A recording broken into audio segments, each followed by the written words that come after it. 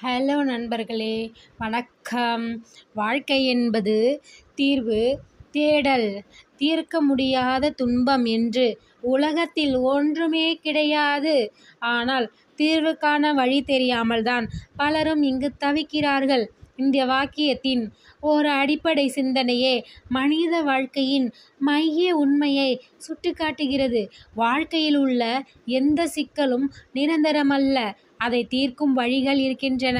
ஆனால் அந்த வழியை அறியாததாலேயோ, நம்பிக்கையின்மையாலேயோ, மனது உறுதியின் பற்றாக்குறையினாலேயோ மனிதர்கள் தோல்வியடைந்து விடுகிறார்கள். துன்பங்கள் இயற்கையானவை. வாழ்க்கை என்பது சந்தோஷங்களும் துன்பங்களும் இணைந்து வரக்கூடிய ஒரு பயணம்தான். துன்பங்கள் வருவது தவிர்க்க முடியாத ஒன்று. யாருடைய வாழ்க்கையும் ஒரே மாதிரியாக இல்லை. இன்று சிரிக்கிற ஒருவர் நேற்று அழுதிருக்கலாம். இன்று தவிக்கும் ஒருவர் நாளை உயர்ந்த இடத்தில் இருக்கலாம். துன்பங்களை நாம் எதிர்பார்க்காமல் வரும்போதெல்லாம் மனம் தளராமல் அதை ஏற்றுக்கொள்ள பழக வேண்டும். ஆனால் துன்பங்கள் நமக்கு கற்றுத்தரும் பாடங்கள் மிக மிக முக்கியமானவை. துன்பங்கள் நம்மை உருவாக்கும் போதுதான் நம்முள் உள்ள சக்தி நமக்கு தெரிகிறது. தீர்வை தேடும் மனப்பான்மை. பிரச்சனைகள் என்றால் தீர்வுகள் உண்டு. பிரச்சனை இல்லாத வாழ்க்கை யாருக்கு தான் இருக்கு? ஆனால் அந்த பிரச்சனைகளை சந்திக்க மனதை தயாராக்கி கொண்டாலே பாதி வெற்றி அடைந்து விட்டது எனலாம்.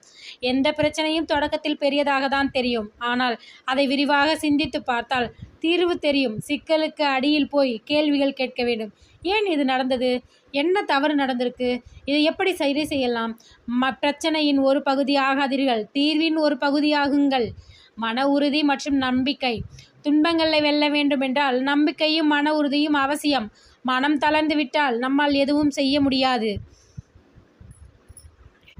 நம்மை நம்ப வேண்டும்.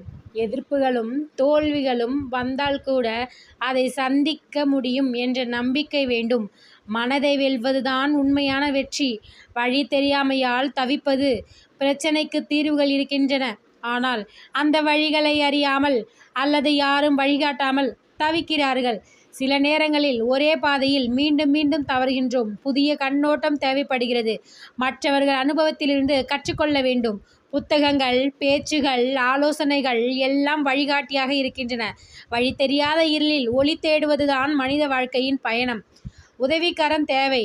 வழி தெரியாமையால் தவிப்பவர்கள் ஒருவரின் சிறிய உதவிக்காகவும் பெரிய ஒளியாக அமையக்கூடும். சில வார்த்தைகளை ஒருவர் வாழ்க்கையை மாற்றிவிடும். நேரம் கொடுத்து பேசுவது கூட பலருக்கு ஆறுதலாக இருக்கும். உதவி கையை நீட்டுங்கள். அது வேறொருவரின் வாழ்க்கையை மாற்றலாம். வாழ்க்கையில் நீங்கள் தீபமாக முடியாவிட்டாலும் ஒருவரின் மயக்கத்தை கலைக்கும் நிழலாவது ஆகுங்கள். துன்பங்களை வென்ற கதைகள். பலர் தங்கள் வாழ்க்கையில் துன்பங்களை சந்தித்து வெற்றி அடைந்துள்ளனர். அப்துல் கலாம் கையெழுத்து கூட தெரியாத ஒரு தந்தையின் மகன். நாட்டின் தலைமை. ராமாயணமூர்த்தி ஏழ்மை இன்ஃபோசிஸ் நிறுவனர். ஏற்கனவே தோல்வி கண்டவர்களின் கதைகள் நமக்கு வழிகாட்டி. தோல்வி என்பது ஒரு முடிவல்ல, அது ஒரு ஆரம்பம். செயல்பட ஆரம்பியுங்கள். வழி தெரியாமல் தவிக்கிறேன் என்று கூறுவது போதாது. தேடுங்கள், செயல்படுங்கள், முயலுங்கள். தினமும் ஒரு பக்கமேனும் வாசியுங்கள். உங்கள் குறைகளை எழுதுங்கள். வழிகளை நண்பர்களிடம், பெரியோரிடம் கேளுங்கள். ஒவ்வொரு நாளும் சிறிய சிறிய முயற்சிகளை தொடங்குங்கள். சிறிய முயற்சிகளே பெரிய மாற்றங்களை கொண்டு வரும். வாழ்க்கையில் தீர்க்க முடியாத துன்பங்கள் எதுவும் இல்லை.